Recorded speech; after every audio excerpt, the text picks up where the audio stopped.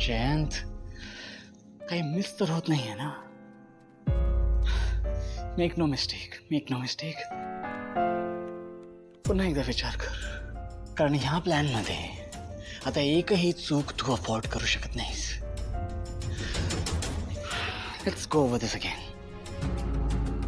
पहिलं माहेर, mad, college, गाणं.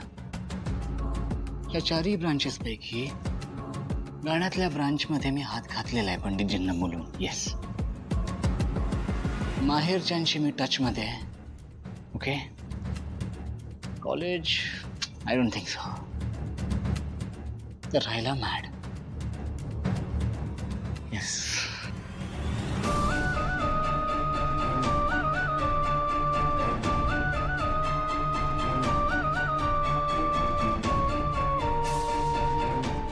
ह्या मॅडला पुन्हा टार्गेट करायला हवा.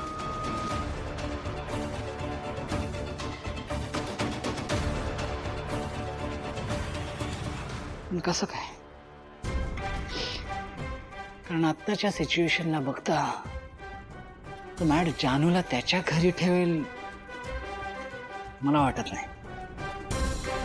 कारण ज्या मुलीसोबत त्याचं लग्न ठरलंय सई, ती पण तर त्याच घरात राहते. कदाचित तो विश्वा स्वतःहून जानूला भेटायला कुठेतरी जात असणार. पण कुठे आणि कसं ट्रॅक करणार त्याला? येस, काहीतरी करून त्याची मुवमेंट ट्रॅक करायला हवी. पण हाव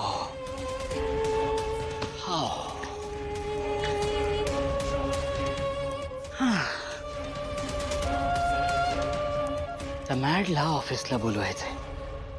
येस, असं काहीतरी करायला हवं ज्याने त्याचे आणि जानूचे फुटप्रिंट्स मला सतत समजत राहतील.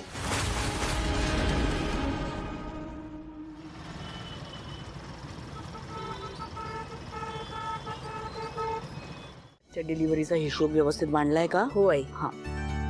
आणि हा बाळा, वहिनी, उद्याच्या डिलिव्हरीचं काय तेवढं सांगा हा मला. ऍक्च्युली मला उद्या खूप महत्वाचं काम आहे, म्हणजे 2 मीटिंग्स आहेत माझ्या लाईनअप. पण तुम्ही काळजी करू नका, मी डिलिव्हरी पोहोचवेन. मी काय करतो, मी आधी माझं काम करतो, तिथून वेळ काढून येतो आणि डिलिव्हरी पोहोचवतो. ओके? तुम्ही अजिबात बर्डन घ्यायचं नाही, सगळं काही मी करेन. ओके? हरीश, आजची डिलिव्हरी मी ते झालं का? म्हणजे काय, मी करूनच आलोय, काही काळजी करू नका. ओके? हो का? बर. हो भाऊजी, सकाळी लवकरात लवकर मी यादी देते तुम्हाला. चालेल चालेल चालेल. मी आहे हा बहिणी. ठीक आहे? हा. आई, मला काय वाटतंय ना, हल्ली हरीश भाऊजींवर कामाचा जास्तच ताण पडतोय नाही? नाही म्हणजे त्यांच्या मीटिंग्स पण असतात, त्यांचं काम असतं, त्यात आपल्या या दळणाच्या डिलिव्हरीज जरा जास्तच भार पडतोय असं वाटतंय मला. नाही, बरोबर बोलतेस तू. सगळा भार अगदी त्याच्यावरच पडतोय. आई, मी काय म्हणते, आपण या कामासाठी एखादा कायमस्वरूपी डिलिव्हरी बॉय ठेवला तर? म्हणजे कसं आहे, भाऊजींवर जो भार पडलाय तोही कमी होईल, त्यांना त्यांचं काम करता येईल आणि आपली डिलिव्हरी पण वेळेत पोहोचेल.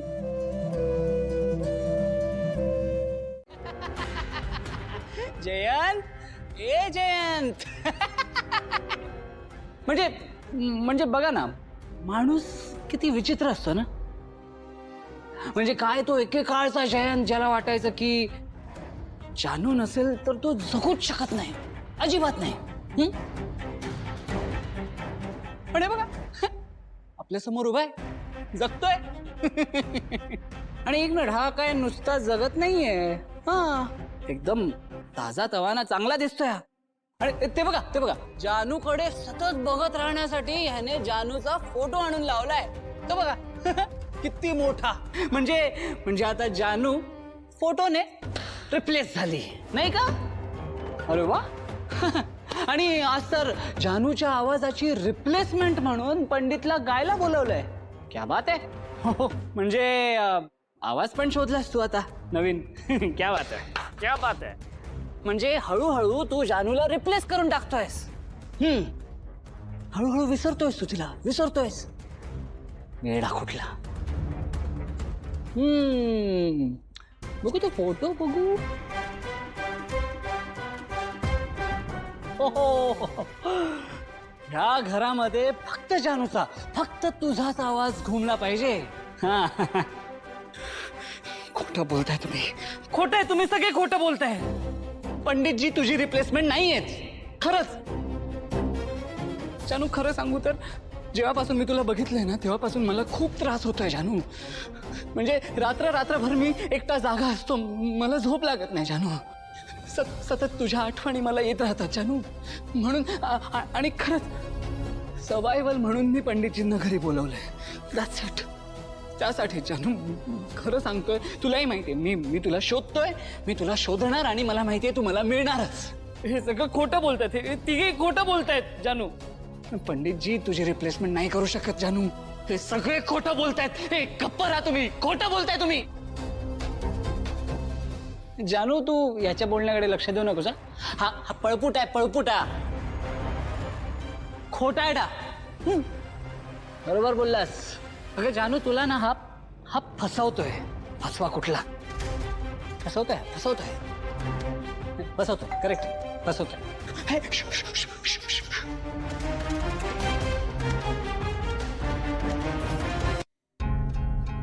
पंडितजी.